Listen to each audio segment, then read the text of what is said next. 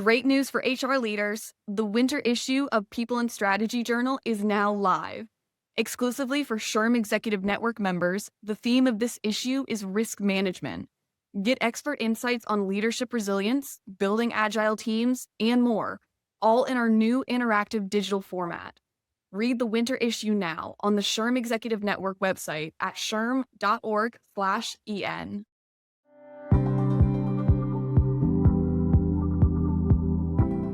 Welcome to today's episode of People and Strategy. I'm your host, Mo Fatalbab, President of International Facilitators Organization. People and Strategy is a podcast from the SHRM Executive Network, the premier network of executives in the field of human resources. Each week, we bring you in-depth conversations with the country's top HR executives and thought leaders. For today's conversation, I'm excited to share an important discussion around what many are calling a moment of reinvention for the HR profession. Today's speaker argues it's something more precise, an inflection point. Keep listening for insights from renowned HR thought leader Dave Ulrich, the Renaissance Linkert Professor at the Ross School of Business, University of Michigan, and a partner at the RBL Group. This is a conversation with SHRM President and CEO Johnny C. Taylor Jr.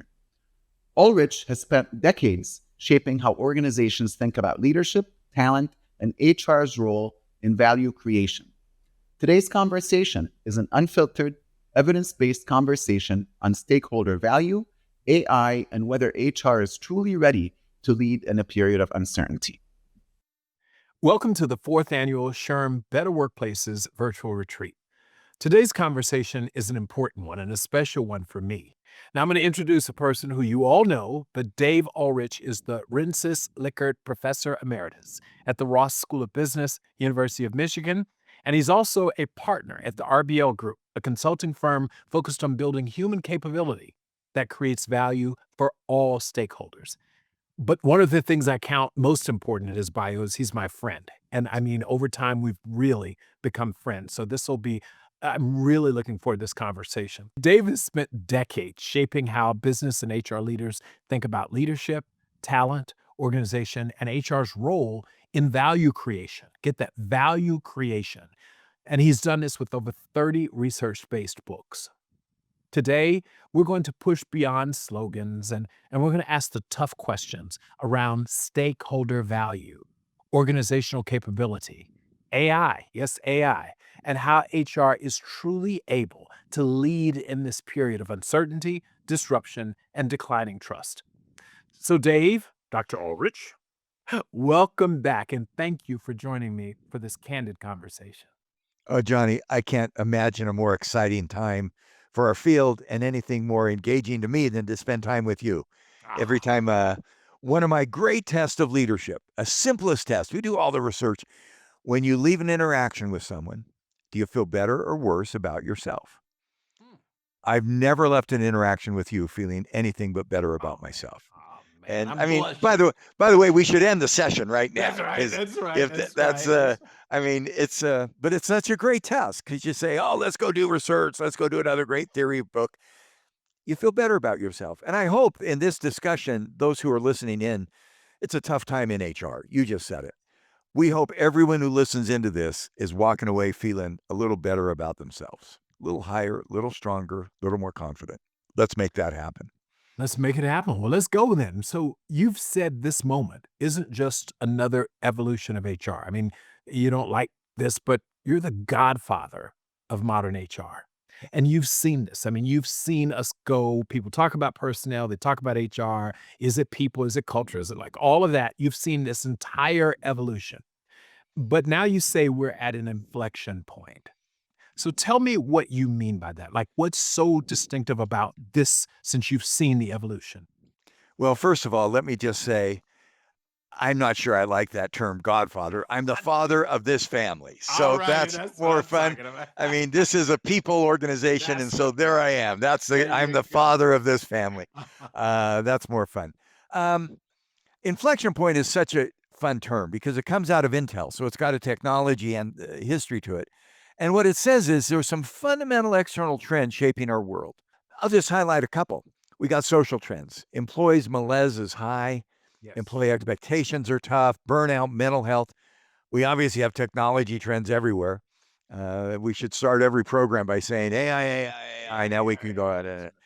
We got economic trends, uncertainty, trade wars, shorter life cycles, horrible political trends. And I know, Johnny, you're working on it. I'm passionate about it. Civility, ability to work with each other, managing trade wars.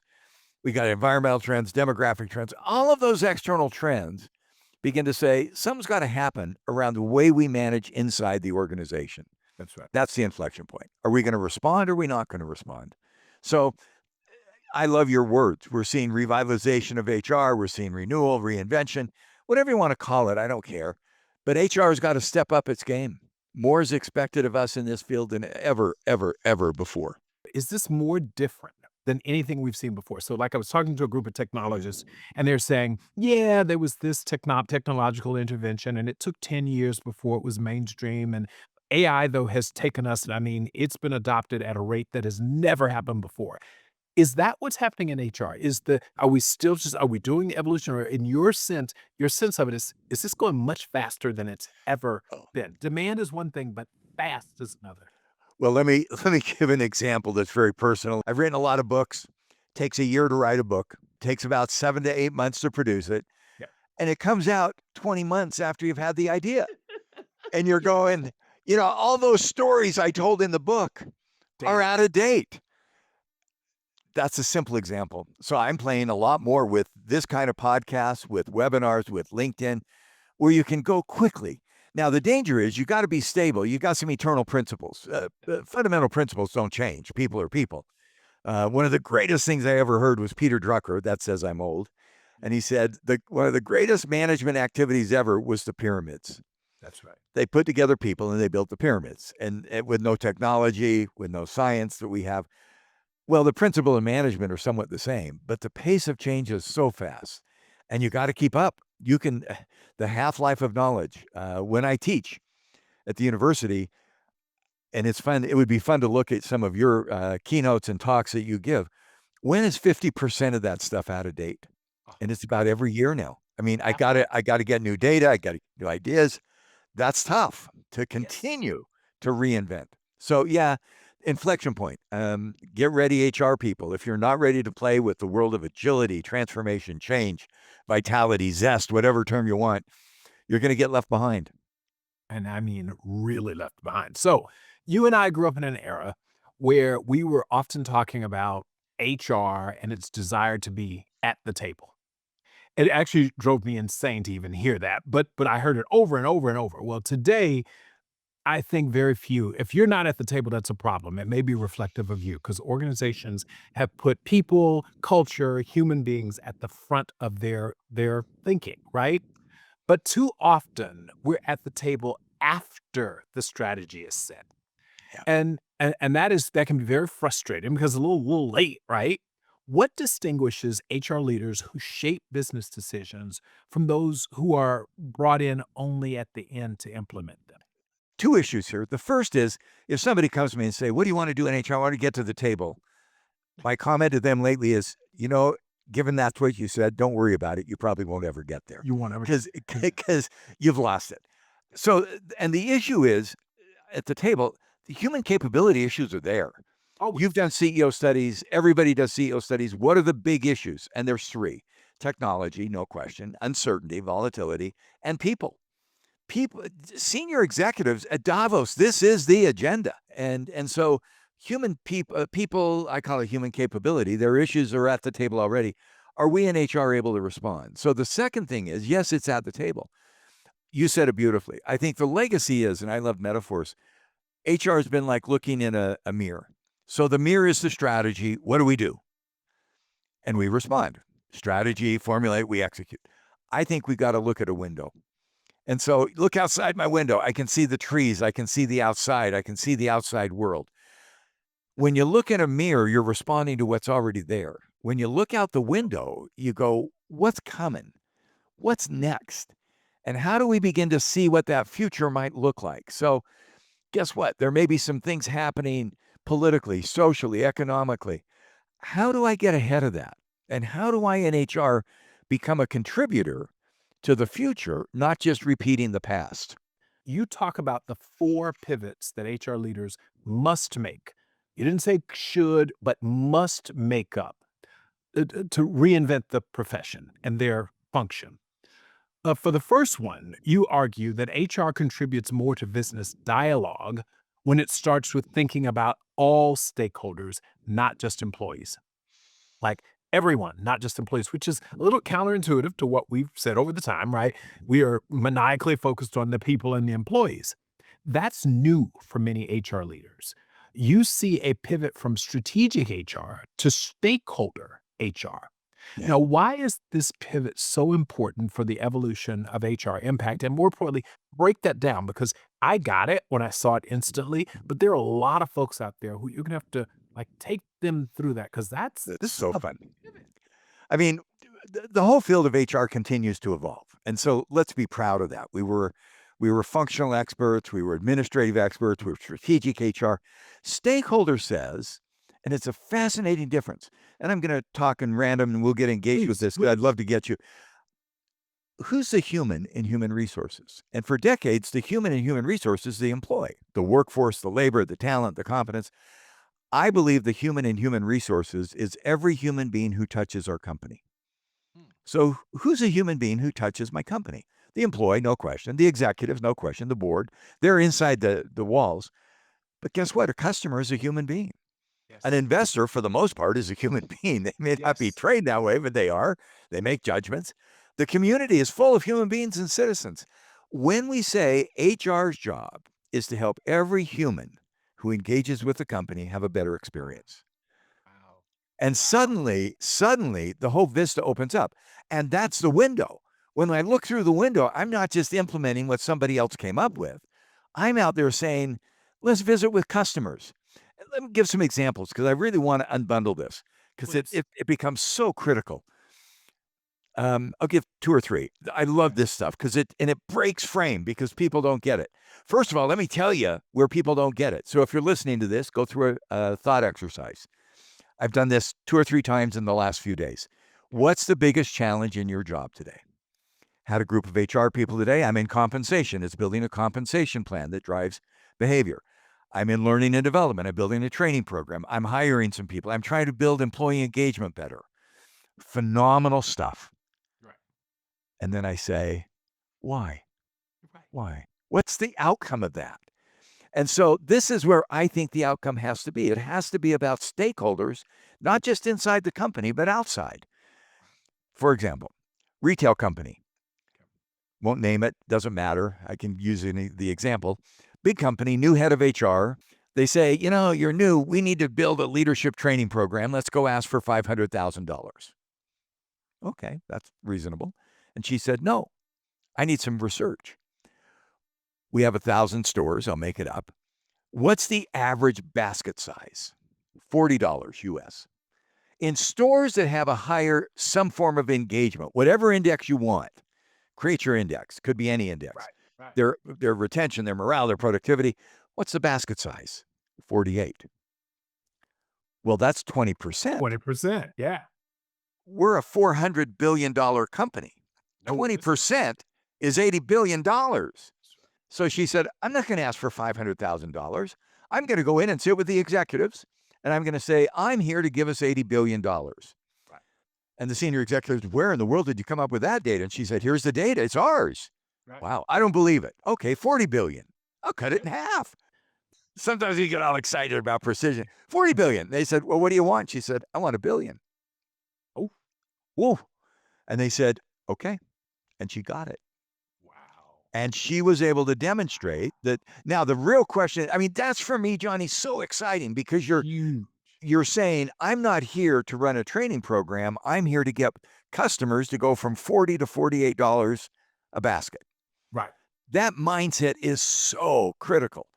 And I think HR people don't go there very often. If you're an HR professional, small company especially, and I know SHRM has got so many small companies who are the heart of our world, and we care about you, go out with your salespeople.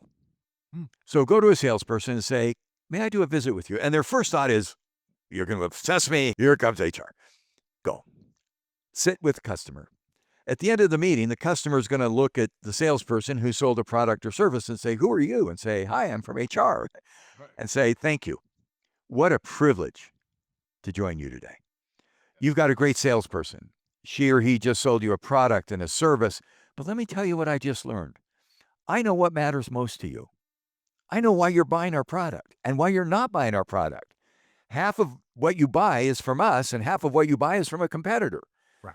Well, in HR, I'm going to go back. Guess what I'm going to do? I'm going to hire people, train people, pay people, develop people, engage people against what you just taught me. We are going to build everything we do inside our system against what matters most to you. Strategic HR is phenomenal. Implement our strategy. Stakeholder HR is co-create our strategy with customers and investors and communities. You know, Johnny, if we could get the HR community to move this way even a bit, I think it creates so much more excitement and enthusiasm. So back in the day, early 90s, I think it was, maybe late 80s, you introduced for us this concept of HR business partner. And this is pulling this through. And it was brilliant. And at the time, I think it was exactly what we needed. But right now, especially as we evolve this, the challenge that I always said with HR business partner is the strategy was set and you were a partner to the business. In fact, implicit in the language was HR is not a part of the business. We're a partner to the business. So the business people went over here and developed a strategy, and then we were partners to the business people. And I think that was brilliant because that was the evolution of it.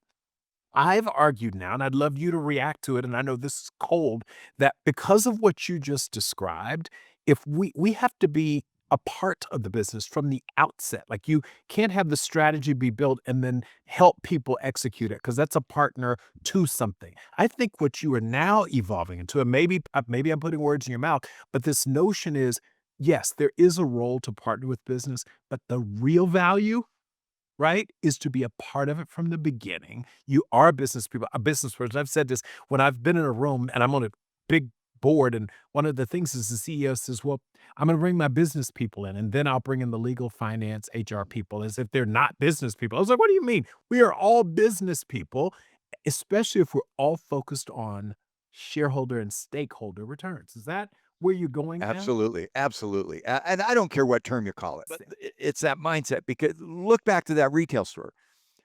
And I'll give an example. When HR goes into a business meeting to present a proposal for an HR investment, the first few slides should have nothing to do with the investment At all.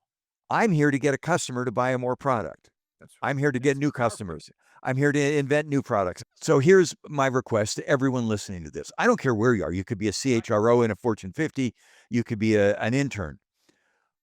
What will you do today that will help a customer someday in the future have a better experience? That's it. And the line of sight may be curvy, it may be ambiguous, but can I begin to see that? We got to build a culture of innovation. But we do that here's the other activity I love. What's the biggest challenge in your job today? I mentioned some: compensation, training, development. Put a "so that" behind it. So that I want to do training so that our strategy happens. So what in? So that a customer buys a product, an investor has more confidence. And I'd add community. I think organizations have a social stewardship, and I think we should be building communities that are appropriate. So I love the "so that" question. Not every HR leader wants to chase trends. Some want clarity, compliance, and solutions that actually work. The AI plus HI Project 2026 is a hands-on working environment where you practice using AI responsibly through real-world demonstrations and collaborative labs. With 4 tracks designed around your AI journey, you'll gain practical insight you can bring back to your organization. This event will sell out. Secure your seat at shrm.org/AIHIPod. SHRM's 2026 State of the Workplace Survey, HR professionals and executives, so both levels, say stress and burnout levels are among the most pressing needs organizations must address in 2026. And it's their stress, their executive stress, their people's stress, everyone's stress is a problem.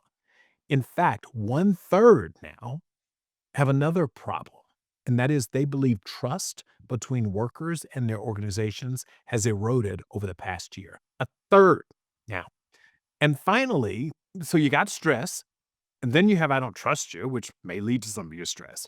But then 1/4 feel the relationship between employees and leadership is deteriorating. This is not pretty, the situation that we find ourselves in. And if all of that didn't like keep you up at night, nearly 3/4, some 72%, say employees today have higher expectations from their employers than in the past. Yeah. So against that backdrop, we're moving the goalpost, right? Employees want more. They expect more from their employer. And the employers are saying, you're stressing me out, you're burning me out. In fact, I don't want to deliver more expectations for you. Like, I want to keep it simple. I can't be your pastor. I can't be I can't be everything to you, your social worker, your psychologist. There's a problem right now. And so, Dave, how do HR leaders reconcile sort of your outside in logic with employee experience and the frequent employee malaise that's inside of our organizations? Because this is keeping CEOs up at night. I think you're right. Tariffs, technology, and talent. Those are the 3 T's I described. I had 2 before, which is talent and tariffs.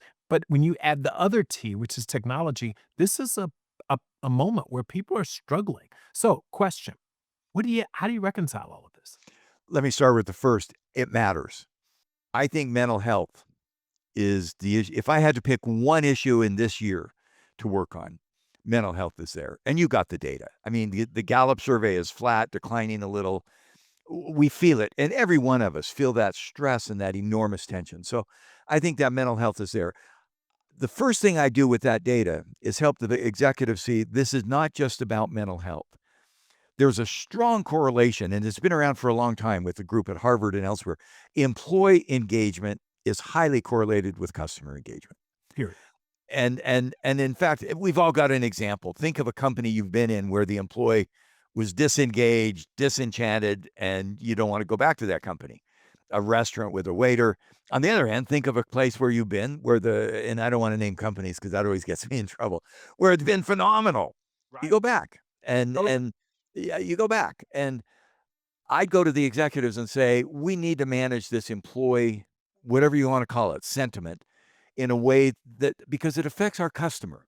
And everybody sees that. I think the group at Harvard did great research on it. We've seen the research. What's interesting about the research, I'll just give you some data facts back. The correlations between employee engagement and customer engagement are usually 0.6 to 0.8. Okay. So they're strongly correlated. The employee engagement is a lead indicator of customer engagement. So if you lose employee engagement, you're likely then to lose customer engagement. So some companies have said, like retail with a lot of rooftops, if we see a store or a fast food, quick service restaurant lose employee engagement 2 or 3 periods in a row, we're going to intervene because we can't afford to let that go back, because once you lose it, it's hard to get back. The other thing that's fascinating is the most critical employee on employee engagement is not the executive, it's the frontline employee. The 2 things I'm hearing right now that may help that employee have a better experience at work. One is hope. Yeah. Hope. It's a funny word, but it's what gives me a sense of hope, a sense of the future, a sense of opportunity, a sense, and Marty Seligman, the father of positive psychology, talks about hopefulness. There's efficacy. If I do something, I have hope. I can accomplish it. Hope is the future, not the past. It's optimism. I can do it. Give your employees a sense of hope. And number 2, personalize it. Make it work for them.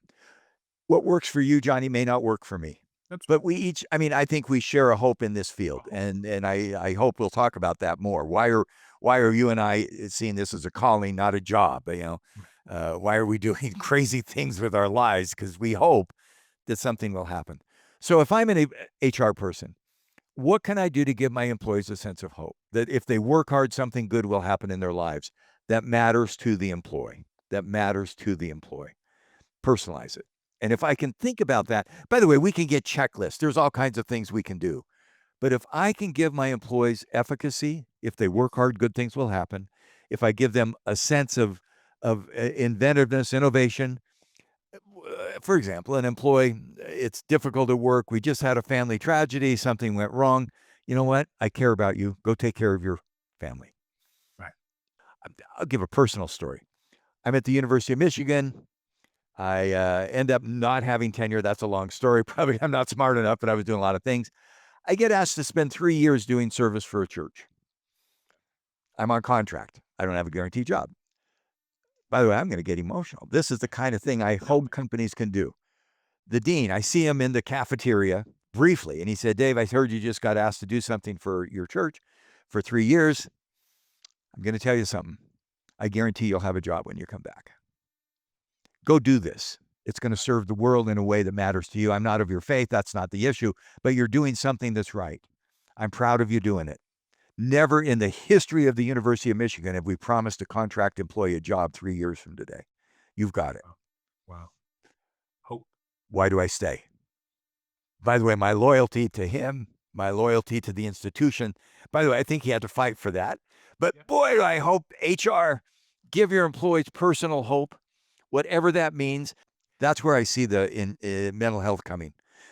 And I think we've been talking about it, but you're right. This is the year, especially because the data, SHRM's data is telling us this, Gallup's data, everyone's data is pointing the same direction, and it's not pretty. Here, I want to pivot for a second, and I'm going to use the word pivot to your pivot 2 of year 4. You talk about integrated human capability, and you've said that most human capital assessments are piecemeal, and that we need to broaden HR's impact on stakeholder value. What are the best ways for companies to do this? Let me illustrate it really quickly with an example. You and I had the privilege in November of going to the Drucker Forum. What a wonderful experience with thoughtful people, creative. I looked through, I think there were 38 sessions. Imagine if you're an HR person, you go through these 38 sessions with some of the real creative people in the world. And frankly, it was so fun to listen to some of those folks because they're so good. You go back to your business team and say, I got 38 ideas to do. They're going to look at you and go, what? I mean, it's a little bit like going to the Cheesecake Factory. You don't go there as much as I do, but they got 250 items on the menu and say, what do you want? Imagine at the Cheesecake Factory if those menu items were randomly assorted. You'd go crazy. So what have they done? They put, here's appetizers, here's soups, here's salad, here's main courses, here's 3 pages of cheesecakes, whatever they are. We need in our field a taxonomy. That's a big word, and it's so simple. It's a way to organize complexity. There's 4 things I think we in HR do, and that's the integrated approach. When I go into a business leader and say, I want to help you increase investor confidence 4%, I want to help you increase basket size 20%, there's 4 things I'm going to tell you. Talent, how do you get better people?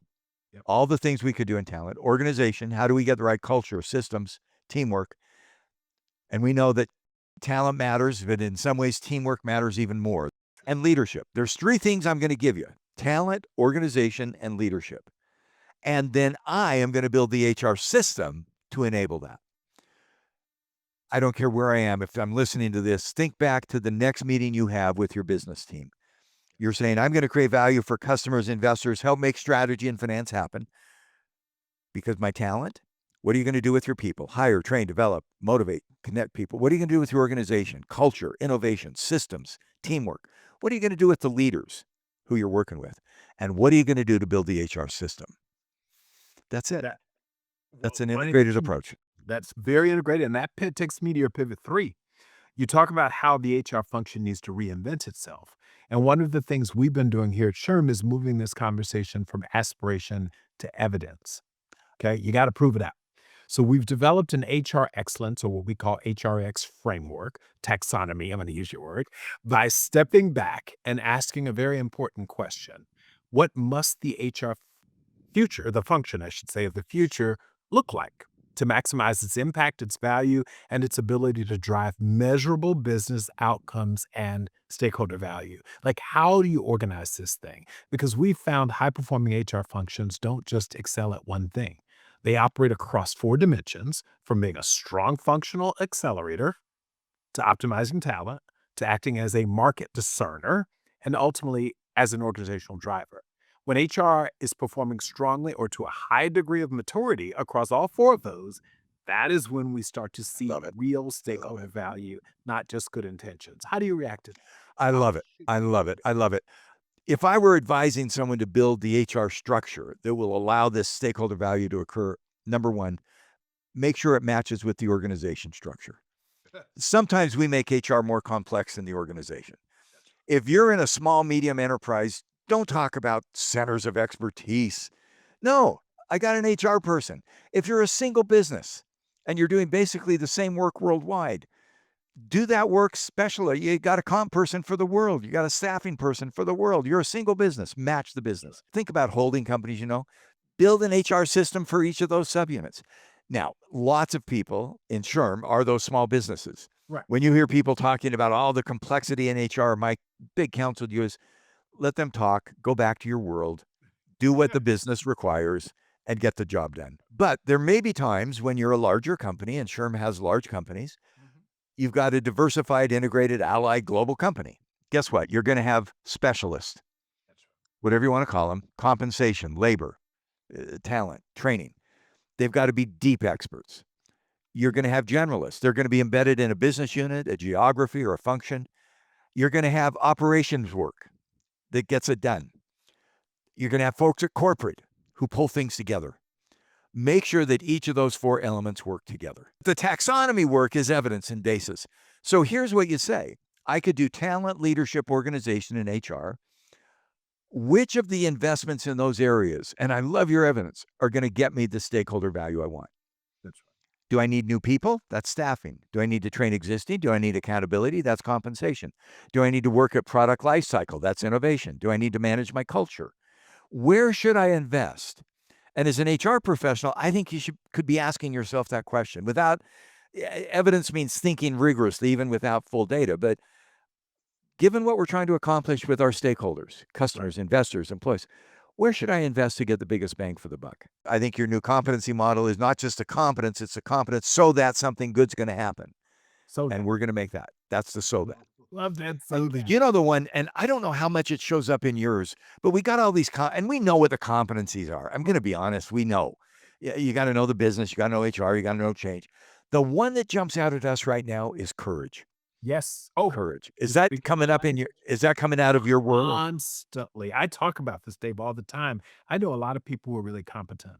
The issue is courage. And listen, I have been in the room with CFOs of Fortune 500 companies, CEOs, general counsel, et cetera. And frankly, you know the right thing to do. You actually know what's wrong here. But it takes a lot of courage that comes from a place of we're humble by nature, right? There's a humility in knowing in the HR professional most of the time. And so you're sitting there saying, should I say this? Should I not say this? Am I smart enough? Do I know enough about business to say? Like, you're so constantly questioning yourself. We lack courage. I love that because I'm finding that executive presence is what we want every one of SHRM's members to have. We want you to have an executive, and you got to know the skills. You got to know what's good in HR. You got to discern good from bad. You got to do evidence. You got to do analytics. You got to know business, finance. But that courage comes from your presence comes from your courage. You're willing to say, in a way that's meaningful. That's right. I hope we in HR can build, and now what's the underlying premise of that? Courage.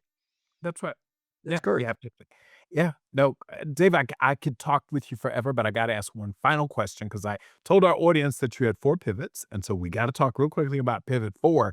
You discussed the power of integrating analytics and AI for HR impact. So you've talked about there being 5 waves of AI from access to impact. Where do you see most HR teams today focused, and where do they need to go and why? And how can AI be used to deliver stakeholder value through human capability? We've got to move it on. Everybody's doing, I asked 2 years ago, how many use AI? 10, 20%. Now it's 90%. We're all using it. It accesses information. There's a couple of things we've got to know about AI. One, it's not perfect. I give you, if you're listening, the exercise. Have AI do your resume. When a group of 100, I say, just take the next 2 minutes, do your resume. How many of you found a mistake? Usually 60, 70%. Be careful with AI. Yes. But it's really helpful as an algorithm to summarize the past and give parity. Let me say that again. It will summarize the past really well, and it will tell you what others have done to be equal. It will not create a future or differentiate. I call that human ingenuity. I know you use the same concept. That's right. Totally. I believe that the formula for talent today and organization and leadership, human capability, is HI times AI. HI is human ingenuity. That's right. Human ingenuity is vision, seeing a future that's never been done. AI can't do that. Human ingenuity is innovation. Do something nobody's ever done before. AI can't do that. It can summarize. Human ingenuity is emotion. Share the passion. I let myself feel emotion about our coming together and partnering. I feel that passion. Human ingenuity is wisdom and judgment. Ram Charan, who's both of our mentors, and he's everybody's mentor and friend. That's right. Ram talks about wisdom and judgment in decision making as an executive skill. That's the human ingenuity. And then AI is the algorithm. We're real. We're real. Human. That's We're right. human. That's the human. And I hope that those of us in human resources never lose sight of that. Never lose sight of that. So if we get this right, if HR gets this right, everything that we've talked about for the last 45 minutes or so, what does the profession look like 5 years from now? And if it doesn't, what will we lose? My sense is I'm not 100% sure what it will look like, I'll be honest, because I think AI, we're going to have AGI, we're going to have ASI, and I think what we lose if I watch the news and sometimes I start to cry. I see the political divisiveness. I see people fighting with each other politically, socially, economically, morally, and I think that's not a world I want to give my kids and my grandkids. I mean, I want to give my kids and grandkids a world where we can disagree better, where we can work together, where we can find a place where our differences become strengths. I think organizations are an incredible setting to make that happen. Absolutely. An incredible setting, because that's where we spend time. You've got data on that. This is our time. This is our identity. This is our energy. I hope we can help as HR people discover their values and their potential and personalize that. If you need to take a year sabbatical, come back. We care about you. We want you to do your best. I know that's the agenda at SHRM. Yeah. I know that's the agenda at SHRM. And not only SHRM, but it's our agenda, those of us who care. It's our profession. This is our agenda. So I'm going to ask you a question. Yes. Why do you stay? You've been so successful. You could do a consulting business. You could go off and run all kinds of companies. Why do you stay? I'm not done with this. Like you, I have a passion for this profession. I can just tell you. And it's actually something I don't even understand. As you know, I'm trained as a lawyer. As you know, I could go to industry, a whole bunch of other things. This thing is in my blood. I want to see this through. I think we are at, to use your word, I truly believe an inflection point for the profession. And I think leaders like the two of us can't leave now. We have to have the stomach for it. And, people resist change as much as they ask for it. They resist it because unless things are broken, they're out. And I've been on the side of people not being happy. In fact, I remember back in late 80s, or was when you first put out your thesis of where HR was going. There were naysayers everywhere. Well, I'm actually here to prove them wrong, but not because Johnny wants to say that he was right, but because I am convinced that we need this for society. Workplaces need it, society need it. So it's more than HR for the sake of HR. It's HR for all stakeholders. I'm going to land right there, just as you said it. It's the H. All human beings are stakeholders, and I'm committed to that. I loved your statement of purpose. That's what keeps all of us going. Thank you, my friend. And coming from you, it means a lot, and I really mean that. So I want to thank you. Thank you for your candor, your challenge, and your continued commitment to advancing this profession. Now, to our audience, this moment isn't about more programs, more technology, or better slogans. It's about whether HR will lead grounded in evidence, anchored in stakeholder value, and courageous enough to rethink its own role. If this is truly an inflection point, what comes next depends on us. And history won't judge us on intent, only on impact. So I want to thank you. Thank you for joining us, and I look forward to seeing you the next time. And that's where we'll end it for this episode of People and Strategy. A huge thanks to Johnny and Dave for your valuable insights.